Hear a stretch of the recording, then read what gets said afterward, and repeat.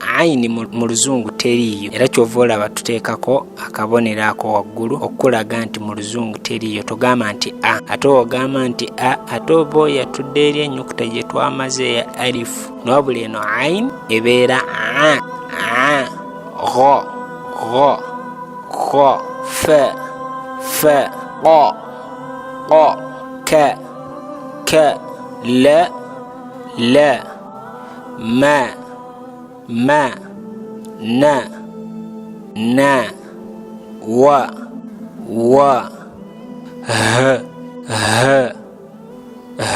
ha nayo mu luzungu teriyo. Oba olina okujatulanga wetujatudde n'ogamba nti hamza webeerako empeerezi esomwa nga olaba alifu weebwa esomwa n'ogamba nti ya.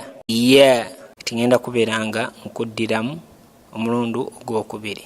Fatiha, ba, ta, tha, ja, ha, kha, da, dha, ra, za, sa, sha, sa, la, va, gha, fa, ka, la, ma, na, wa, ya.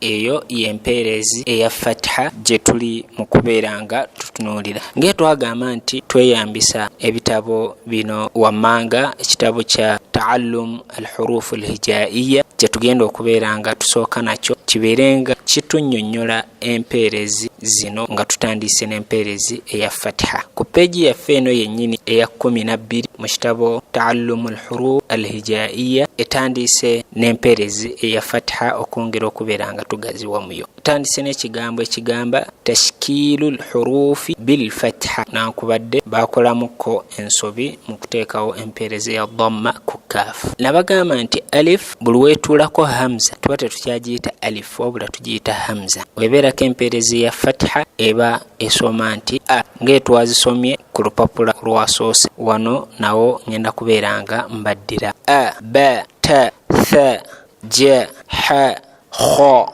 da, dha, ra, za, sa, sha, sa, la, ta, va, gha, fa, ka, la, ma, na, wa, ya. Kiba kitegeeza nti ku peegi eno oba otandise okubeera nga oyiga okusoma ennyukuta nga ziriko empeerezi. Okwawukana ku lupapula oli olwasoose tuba tuyambako bannaffe be tuba tetwatandise nabo okubeera nga afuna obudde okuddamu okusoma bye tuba twasomye. Singa oba obiyize teweemanyiiza kusoma Luwarabu mu Luwarabu Luganda, kijja kukuleetera okubeera nga osoma ebigambo ebimu nga tobijjaayo bulungi oba okusoma ennyukuta nga tozijjaayo bulungi. Ekituleetera okubeera nga tuwandikako Luwarabu Luganda okwanguyiriza bannaffe ababeera betubeera tutandise na. Kiba kitegeeza nti mu kitabo kino ekya taallumul huruf al-hijaiya tugenda kweyongera okubeera nga tugaziwa nga tulaba empeerezi eya fatiha bweba eri ku nnyukuta nga ziri 3 tusobola kusoma tutya ennyukuta ezo. Kibeeranga kati ekigambo wetwagala okubeera nga tutandikira. Jjukira nti ebbanga ly'omala nga oddiŋŋana ennyukuta zino gyezikoma okubeera nga ziyita ku lulimi n'osobola okubeera nga ozisoma. Tosomaamu mulundi gumu oba ebiri oba esatu oba ena n'okoma, wabula beera nga oddiŋŋana naawe osobola okubeera nga weekakasaako nti newemba mbisseeko ekitabo kyange nsobola okubeera nga nziwandiika. Kiba kitegeeza nti kati awo ozikutte. Wano wansi wennyini tulaba ennyukuta eya ra'u ne hamza ne si nga zonna ziriko fatiha yokka. Tetwagadde kumikisinga nnyo empeerezi olw'ensonga abamu muyinza okulemererwa. Kati tutandise mpeerezi emu ku emu nga tutandise ne fatiha. Ennyukuta zino bazitaddeko fatiha yokka. Jjukira wayize buli nnyukuta engeri gy'esomwamu nga eriko fatiha. Kati obeera ogenda kugamba nti ra'u fatiha ra, hamza fatiha ra,